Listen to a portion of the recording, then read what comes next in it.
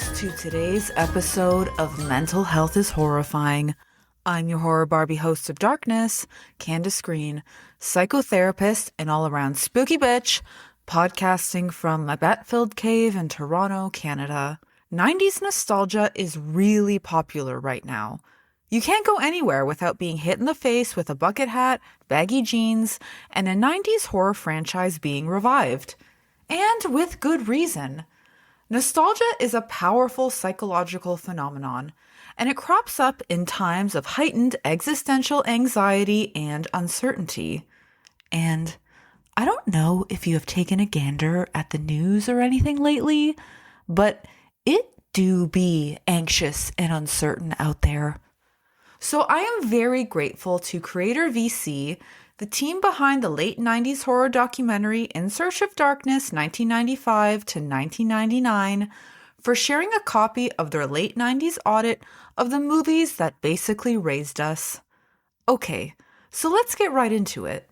Let's check out In Search of Darkness 1995 to 1999 and explore the psychology of nostalgia. What are you waiting for?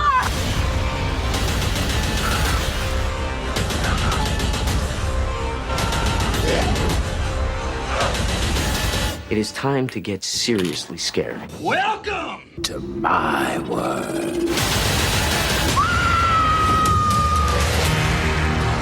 The 90s. Welcome to Oblivion. The world was shifting in various ways. And then carnage. Woo! the whole machine changes. It's kind of a carnival atmosphere. It was a very, very exciting time. The horror landscape has been changed. The pendulum swung far. The horror was always human. I think everybody was looking for a way to do something original. There's some really brilliant moments in the 90s. Scream really changed the entire game. Oh, just some scary movie. It's a pop culture phenomenon. Suddenly, everybody was knocking on Kevin Williamson's door. And the hook is people are being killed with urban legends. We're so savvy as horror movie watchers.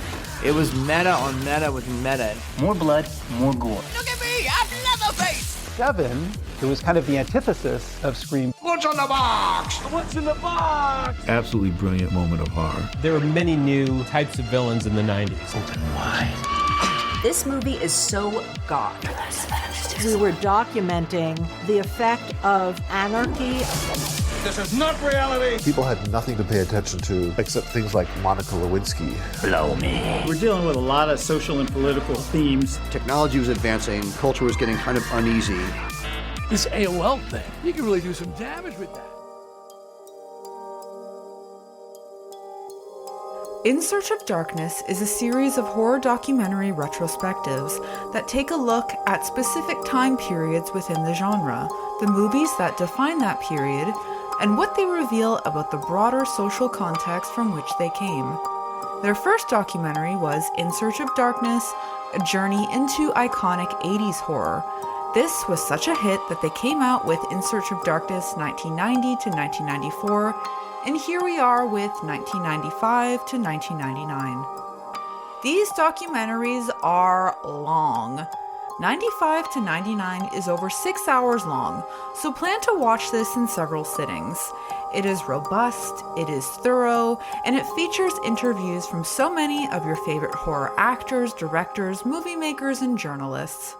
The best part of these docs is that you start building a list of movies to either watch for the first time or to go back to and watch. When I heard that this one was coming out, I was like, get out of my way, everyone. This is where my lore starts. The 90s are what built me, the late 90s in particular. They're who I am, they're where I come from, they're my home. The exact year I was born? That's irrelevant. That's too much self-disclosure, okay? You don't need to know that. Respect my privacy, okay?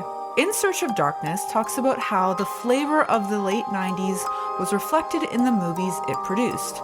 The news was pretty fluffy. I mean, the biggest American political scandal at the time was Monica Lewinsky. In Canada, our Prime Minister at that time, Jean Chrétien, put a protester in a chokehold on Flag Day, dubbed the Shawinigan Handshake Incident. The Cold War was over, and the overall feeling in the collective was one of optimism.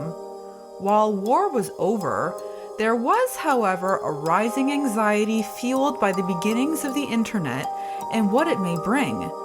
Individual violence, like bombings and school shootings, were on the rise, and this is reflected in a boom in psychological horror like Seven and the Silence of the Lambs. In the late 90s, American society was contending with growing awareness around police brutality after the assault of Rodney King. This is reflected in movies like Tales from the Hood, or in other stories that center Black characters like Demon Knight or Blade. The 90s saw the rise of teen culture and horror going mainstream. In the 80s, horror was considered a sort of bottom-shelf, low-classy endeavor, but with filmmakers like my hero Kevin Williamson coming to the forefront, we saw the rise of intertextuality, where mainstream stars from our favorite teen shows like Dawson's Creek and Party of Five were now showing up in big, shiny, big-budget horror movies. This period of horror was also huge for the girlies. It felt like it was for us. We weren't stuck with gnarly movies catering to the male gaze from the 80s. Horror movies suddenly had stars like Brad Pitt and Freddie Prinze Jr. and my future fourth husband Skeet Ulrich. It was a great time all around. Nostalgia is a portmanteau coined in 1688 by Swiss medical student Johannes Hofer from the Greek nostos, homecoming, and algos, pain or ache. Nostalgia is defined as a sad pleasure experienced in recalling what no longer exists. Man, what a loaded thing nostalgia is. Sad pleasure. It is a sentimentality for the past, a place where positive memories and experiences reside. Nostalgia combines the sadness of loss with the joy of the knowledge that the loss is not total, for the ecstasy of the 90s lives on inside millennials forever. Nostalgia was once regarded as a negative psychological phenomenon, and it certainly can still have negative impacts if we dwell too much in the past, wish to return to that time, or regard it as wholly better than our present. But it can have positive mental health impacts too. Nostalgia benefits our mental health by affirming social belonging, alleviating loneliness, and enhancing our sense of meaning. Our lives gain meaning when we look at where we've come from, our past experiences, and when we show reverence and appreciation for that place. When we revisit happy memories, our brains release feel-good chemicals like dopamine, giving us a natural high while helping to reduce stress and anxiety. Nostalgia reminds us that our lives are rooted in narrative and that there have been and will once again be meaningful moments and experiences. According to one study, nostalgia occurs more commonly on cold days or in colder environments because it actually makes us feel warmer. Nostalgia has a very distinctive flavor, though. It's a cocktail mixed with grief, joy, melancholy, and desire. I felt this very deeply while watching this documentary. It made me miss my childhood, my family home, and that entire place and time. It made me miss the 90s when the scariest thing I could imagine was a phone call on my landline asking me to answer random horror trivia. It makes me wonder, was everything actually more simple and carefree back then? Or was it just because I was a kid, so I was sheltered from the harsh realities of the world? Both are probably true, and it makes me miss that time even more. So we know that nostalgia is most common during times of change or uncertainty. And boy, does the world feel like she's changing and is incredibly uncertain right now. 90s nostalgia is everywhere in this year of our Lord, 2026. Why the 90s, you may ask? Well, as millennials and Gen Zs become the dominant tastemakers, culture shapers, and economic drivers, These two age groups are contending with a world that they struggle to make sense of. Part of what makes aging in general so scary and disorienting is that suddenly you don't recognize the world that you live in. There was a time when everything made sense, and suddenly it does not, and this can be very distressing. For millennials in particular, we remember our childhoods and teen years as times before the internet. Like, whatever you were doing, that's just what you were doing. The internet and its wild immersion into every corner of our lives is the source of so much existential dread, anger, confusion, and anxiety in our modern world. That's why we long to bring back the 90s, a time when the internet was this cute thing that you could play with on your family's shared desktop computer for a brief period of time before returning to rollerblading outside with your friends, or putting butterfly clips in your hair, or solemnly belting out the lyrics to Viva Forever. I was sharing this experience with someone the other day. I remember sitting in my bedroom as a teenager, and I would put a CD in my CD player, and I would hold the liner notes in my hands and read the lyrics while I just listened to the music. And that was it. That was all I would do for a whole evening. I felt sad recounting this gloriously nostalgic memory in all its simplicity and immersion in Dido's Life for Rent, because this scene simply would not exist today. My focus would not be on Dido's beautiful lyrics, but on whatever was happening on my phone. My focus would be split into 1,000 different places, and I wouldn't experience the music or her words in the same way at all. It makes me feel sad that teenagers today will never know what it's like to sit through an entire album with your favorite artists and have them walk you through what inspired them, the artwork that goes along with it, and each carefully selected word.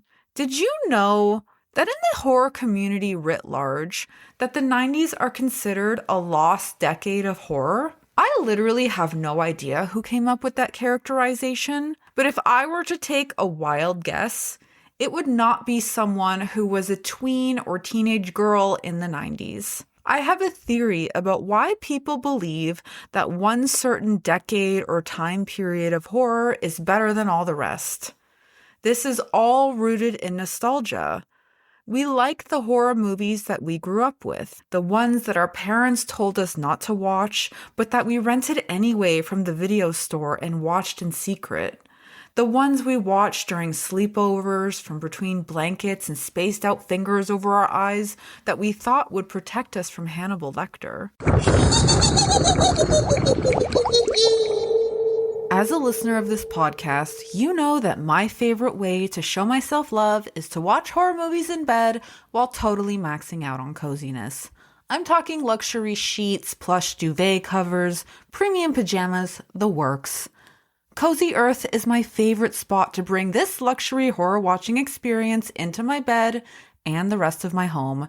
Their extra weight cuddle blanket has become my favorite thing in the whole world. It's like I've broken into a much fancier person's home to treat myself to a day of self-care. Cozy Earth has a 100-night sleep trial, so if you don't love what you've ordered, you can send it on back, but honestly, that seems very unlikely because you'll want to keep it forever. They also have a 10-year warranty, so you can be cozy for a whole decade. Get cozy this February or share with someone you love by using code HORRIFYING at checkout for up to 20% off. And if you get a post-purchase survey, be sure to let them know that Candace sent you. Max out on self-love with the coziest at-home experience with Cozy Earth.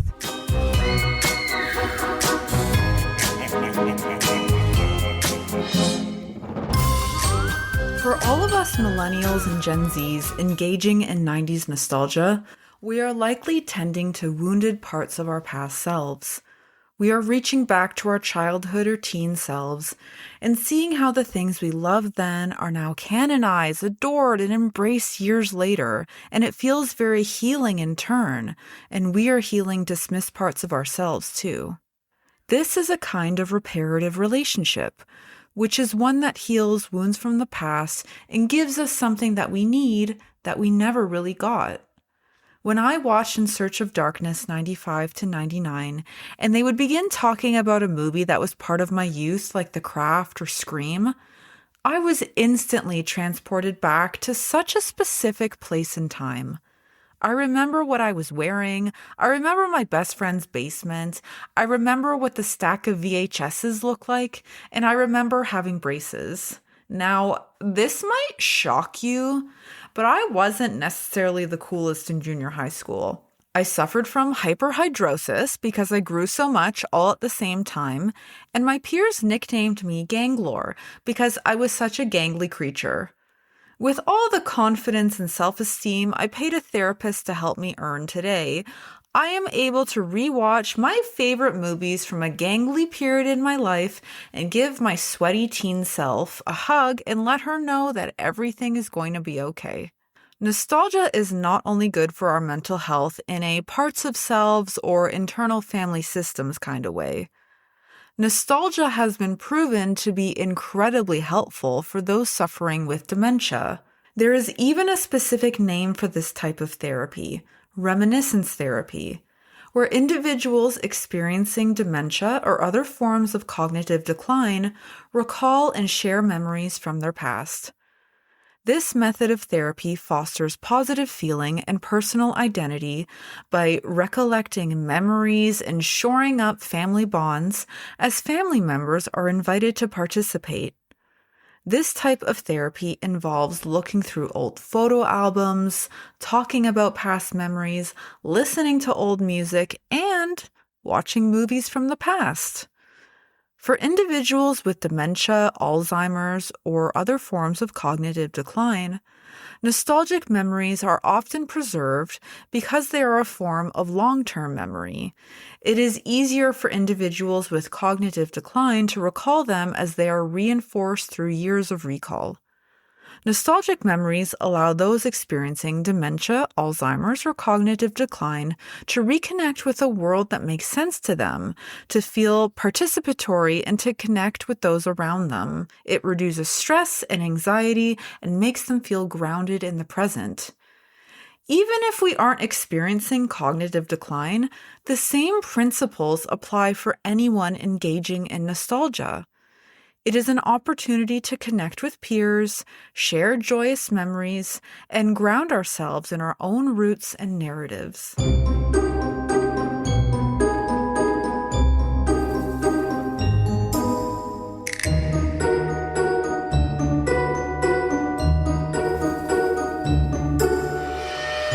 When Johannes Hofer initially coined the term nostalgia, it was in response to the homesickness of Swiss mercenaries fighting in foreign lands.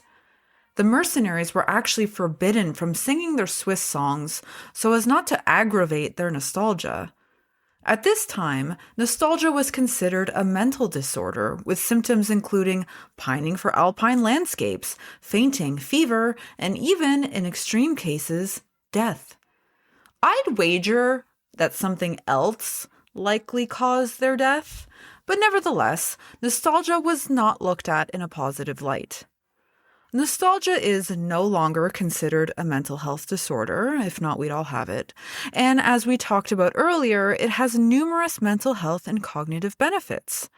We must be careful, however, not to lean too heavily into nostalgia or the belief that some time, real or imagined in the past, was better than now, because this can lead to dysphoria, depression, sapping all joy and potential from one's present. You could say that toxic nostalgia has even played a role in many recent elections, as political slogans reference nostalgic utopias of days gone by that maybe never even existed in the first place. You fill in the blanks. You don't want to be that headline of that person, man yells at cloud, or that person who tells kids to stop playing on their lawn. Too much nostalgia risks black and white thinking and the belief that every single thing about the time that you grew up in was better than the present, and looking down on young people today, judging them for embracing their present, or shaming them for having a youth that looks very different than the one that you had. Beyond yelling at teenagers, you risk isolating yourself in the past and not being open to creating new joys or the possibility of the future. Too much nostalgia can be depressing, isolating, and lonely. But can you be nostalgic for a time that you never even experienced yourself? This is actually the primary theme of the Woody Allen movie Midnight in Paris. Listen, I feel just as awful as you do for still watching Woody Allen movies, but I bought it on DVD many years prior to learning some things about him, and I still watch this one on DVD, and that makes it okay in my mind because he's not getting any royalties from it. This is called cognitive dissonance, and that's a story for another episode. Anyways, in Midnight in Paris, Jill is a man who believes with all his might that the present is garbage and that the best time in human history was Paris in the 1920s, nicknamed Les Années Folles. He is actually able to time travel to this period and he loves it so much that he wants to stay there.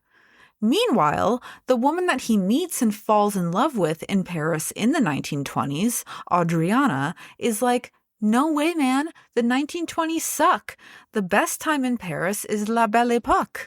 And they time travel there, and this is where she wants to stay. Neither of them lived during Les Années Folles or La Belle Époque, but they have both idealized them through the movies, music, art, philosophy, and literature from that time.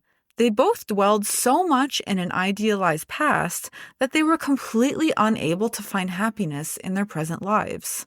So yes, you can absolutely be nostalgic for a time you never lived in. Hell, there are times that I want to live in the Louis XVI period in France just for the interior furnishings alone. Now, the reality of that time period is that people were dying of smallpox and that the people were so fed up with the aristocracy that they had to murder them. But sometimes I need to escape our modern hellscape and live my Marie Antoinette fantasy.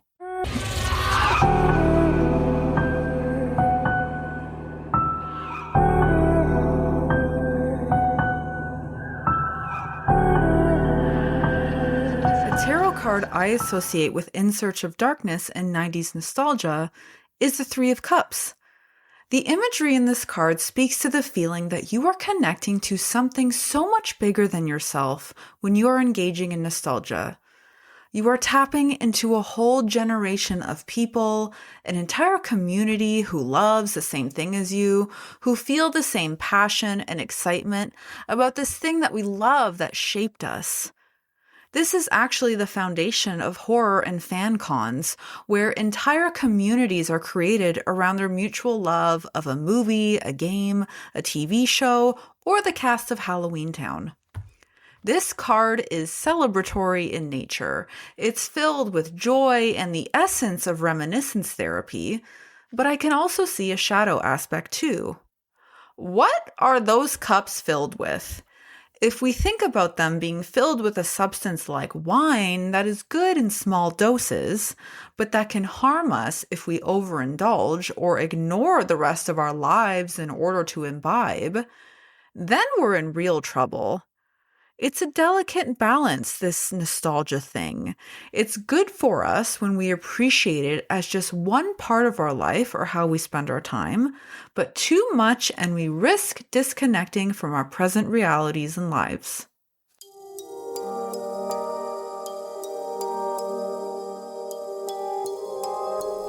Nostalgia points to a feeling that seems like it's gone, that you're likely missing in your life. I wonder if it's possible to take an inventory and find a way to reconnect with this feeling again. In watching In Search of Darkness, I kept thinking about how much I used to love going to the video store to rent movies. It felt like a special treat that I could share with my friends and family, and it felt like making really intentional choices about how I wanted to spend my time. For me, I think streaming platforms really remove this intentionality, and it makes movies seem less special, and there's actually evidence that points to current movies being available through streaming services being dumbed down for modern audiences who have lost the ability to pay attention. So I rent movies through the Toronto Public Library. Hot tip, Toronto girlies. So many branches have DVDs that you can rent for free, but my favorite branch for doing this is the North York Central branch.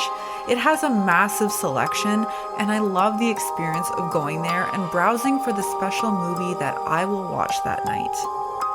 This is just one example of how you can focus on the feeling that nostalgia is pointing to, and trying to find a way to recapture that in your life.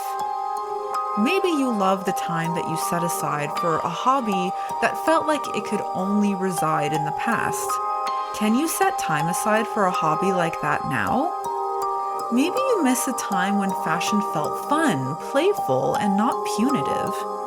Is there a way to make it fun again? It's no wonder that there is an increasing interest in living a more analog, more offline, and a more intentional life. If today's world seems overwhelming and confusing, you can actually resist things that are being forced on you that don't align with your values and make choices that do.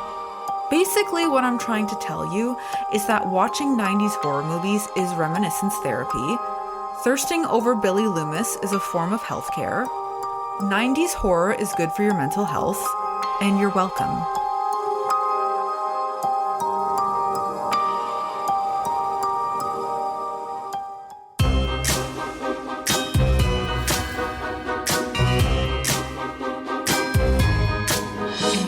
And that, my ghouls, is the story of In Search of Darkness, 1995 to 1999. And our exploration of the psychology of nostalgia. Ooh, I have so many 90s horror movies to watch and rewatch. I'm so excited.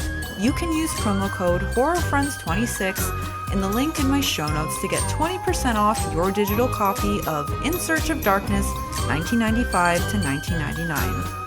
Mental Health is Horrifying is entirely researched, written, edited, and produced by me, Candace Green, registered and spooky psychotherapist. If you like this podcast, please consider rating and reviewing on your preferred listening platform.